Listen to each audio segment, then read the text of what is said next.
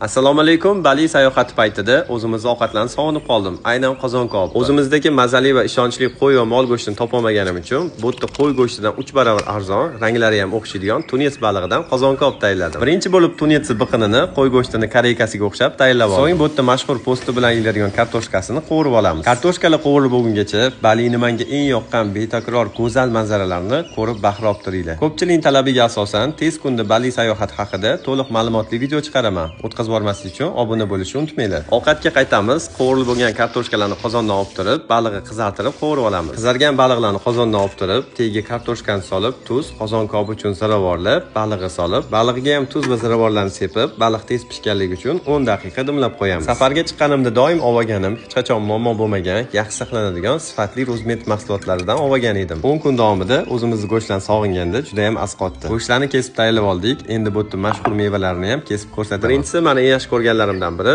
mangustin va marakuya. Siyoh rangi dragon fruit. Har xilini yeb ko'rganman. Menga mazasi yo'q deb tuyuladi. Mazasi tushunganlar yozib ketinglar. Bunisi ilon terisi deyilar ekan. Po'stlog'i xuddi ilon terisiga o'xshar ekan. Mazasi o'zgacha. Xulosa qilib aytadigan bo'lsam, mevalarning mazasi yaxshi, o'zgacha. Lekin o'zimizni quyoshda pishgan mevalarga yetmas ekan. Kim bilan shunaqa joylarga borishni niyat qilgan bo'lsangiz, o'zlariga jo'natib xursand qilib qo'ying. Videoda hammasi oson, chiroyli ko'rinadi, lekin bu videoni olish uchun tayyorgarlik bilan 3 kun vaqtim ketdi. Mehnatimizga yarasha bitta like aymasangiz xursand bo'laman.